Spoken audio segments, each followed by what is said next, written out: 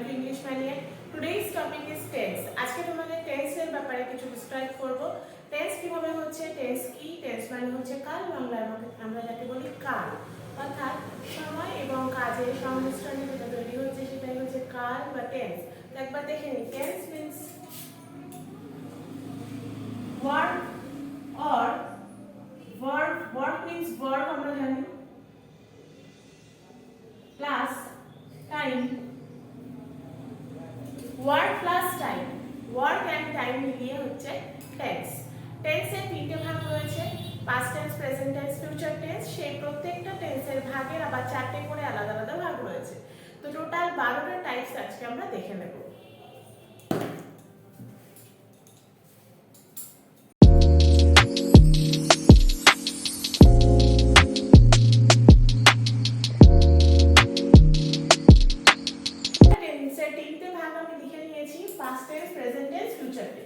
প্রত্যেকটা ভাগের আবার চারটে করে ভাগ রয়েছে, সেটা এটা দেখে নিই।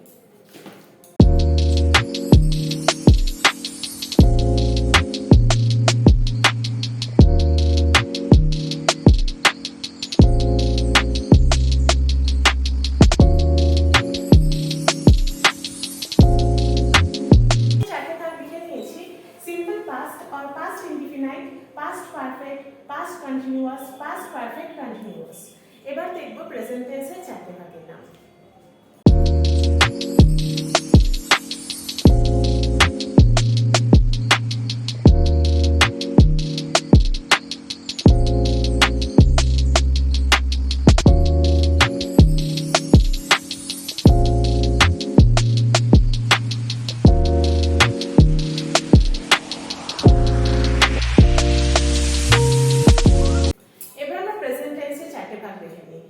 প্রেজেন্ট ইনডিফিনাইট অথবা simple present tense, present perfect, present continuous, present perfect continuous.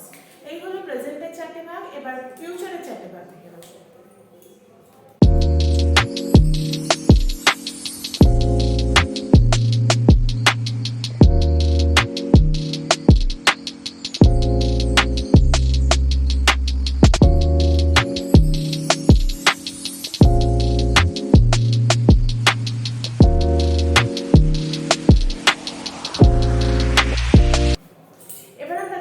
ফিউচারের চারটে ভাগ কি কি? Simple future or future indefinite, future perfect, future continuous, future perfect continuous. অর্থাৎ শুধুমাত্র সামনের নামগুলো চেঞ্জ হচ্ছে। টেন্সের ক্ষেত্রে কি হচ্ছে, পাস্ট বসে যাচ্ছে বা প্রেজেন্ট বসছে বা ফিউচার বসছে, কিন্তু ভাগ চারটে একই থাকছে। সেগুলো কি কি?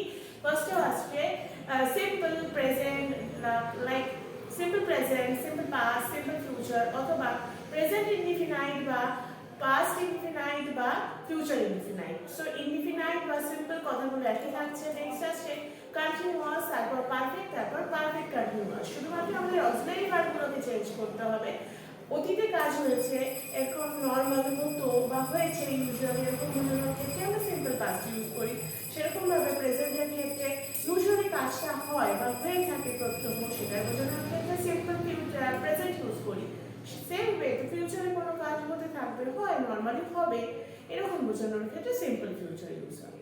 তো এবার আমরা দেখে নিই প্রত্যেকটা টেন্স কি করে আলাদা করে আমরা ইউজ করব, প্রত্যেকটা টেন্সে কি কি ভাবে আমরা একে অপরের থেকে, মানে টেন্সগুলো কিসের জন্য একে অপরের থেকে ডিফারেন্সিয়েট করা যায় বা এই সেন্টেন্সগুলো কিভাবে তৈরি করা যায়। প্রত্যেকটা ভাগে তো আলাদা আলাদা এক্সাম্পল থাকবে, সেই এক্সাম্পল দেবো আমরা, দিয়ে দেখে নেব অক্সিলারি ভার্বের ইউজ এবং তার সাথে সাথে টেন্স ইউজ করে আমরা সেন্টেন্সের সময়কে, অর্থাৎ কোন সময়ে কাজটা হয়েছে সেই কাজের সময়কে আমরা ইন্ডিকেট করব। সো এক্সাম্পল দেবো, এবার তোমরা এক্সাম্পলগুলো দেখে নাও।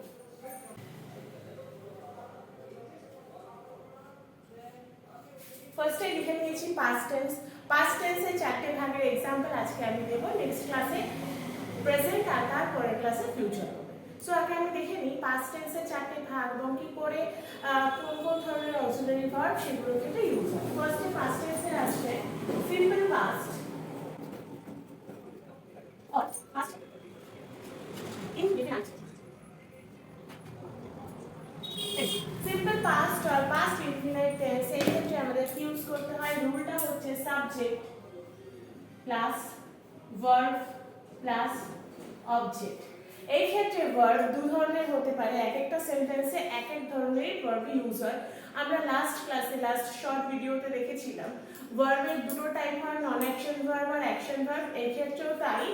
তো ভার্বের হয় অক্সিলিয়ারি ভার্বটা ইউজ হচ্ছে, অথবা মেইন ভার্ব বা অ্যাকশন ভার্ব যাকে বলে সেটা ইউজ হচ্ছে। তো একটা এক্সাম্পল দেব, he was a doctor. He was a doctor, এখানে আমি ওয়াজ ইউজ করেছি, অর্থাৎ এখানে আমার পাস্ট টেন্স কি কিসের মাধ্যমে বোঝাচ্ছি, সিম্পল পাস্টে হয় অক্সিলারি ভার্ব ইউজ হচ্ছে, নয় মেইন ভার্ব বা অ্যাকশন ভার্ব ইউজ হচ্ছে। দুটো একসাথে কখনো ইউজ হয় না, মোস্ট অফ দ্য স্টুডেন্ট এই ভুলটা করে থাকে, হি ওয়াজ ড্র এ পিকচার, এটা কিন্তু ভুল হয়ে যায়। যদি আমি বলি next example, she drew a picture।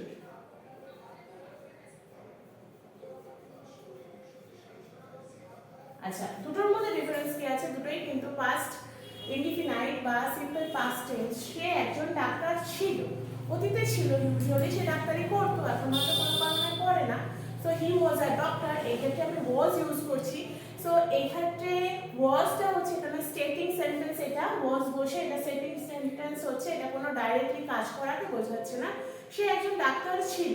So এটা হচ্ছে আমাদের স্টেটিং ভার্ব, স্টেট করছে, অক্সিলারি ভার্ব ছিল, হয়, হবে, এই টাইপের বোঝাতে গেলে অক্সিলারি ভার্বটা ইউজ করতে হয়। আর এখানে ডাইরেক্ট অ্যাকশন বোঝাচ্ছে, ড্রিউ, সে একটা ছবি এঁকেছে বা এঁকেছিল। সো এখানে আমি ড্র ইউজ করলাম না, ড্রিউ ইউজ করলাম। কেন? কারণ ড্রিউ হচ্ছে ড্র এর V2, ড্র, ড্রিউ, ড্রন।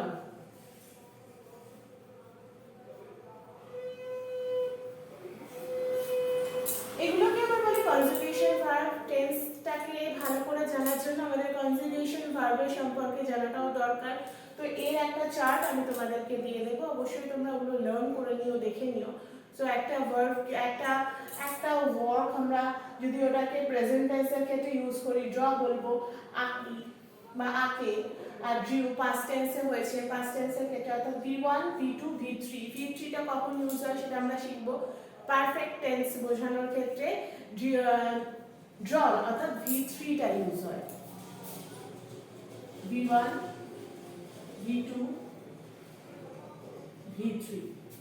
সো আরেকবার রিভাইজ করে নাও, সিম্পল পাস্ট টেন্সের রুলটা কি আছে? Subject plus verb plus object. Simple time হচ্ছে subject plus verb plus object. হয় এখানে অক্সিলারি ভার্ব ইউজ হবে, না হয় এখানে মেইন ভার্ব বা অ্যাকশন ভার্ব ইউজ হবে। এবার আমরা দেখে নেব নেক্সট টাইপটা, অর্থাৎ past perfect.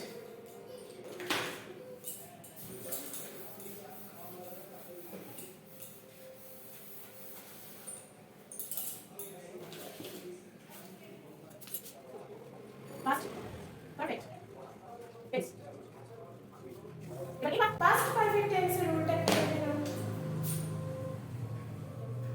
subject plus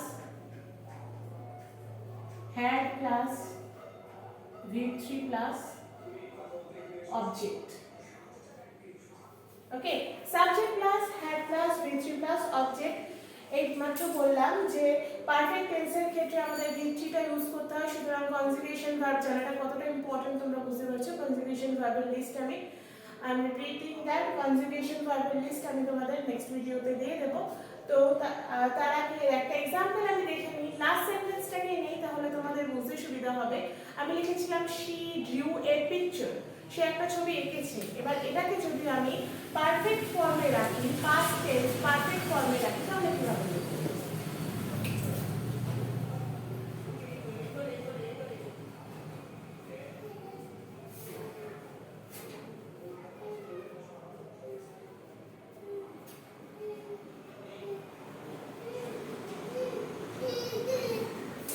She had drawn a picture. So আজকের মতো এইটুকু থাক। নেক্সট ক্লাসে আমরা দেখে নেব পাস্টের আরো দুটো ফর্ম এবং প্রেজেন্ট টেন্সের চারটে ফর্ম আর ফিউচার টেন্সের চারটে ফর্ম আমি পরপর ক্লাস ওয়াইজ দিতে থাকবো। So keep watching and subscribe করে নাও চ্যানেলটিকে যদি এখনো অবধি সাবস্ক্রাইব করে না থাকো। Thank you.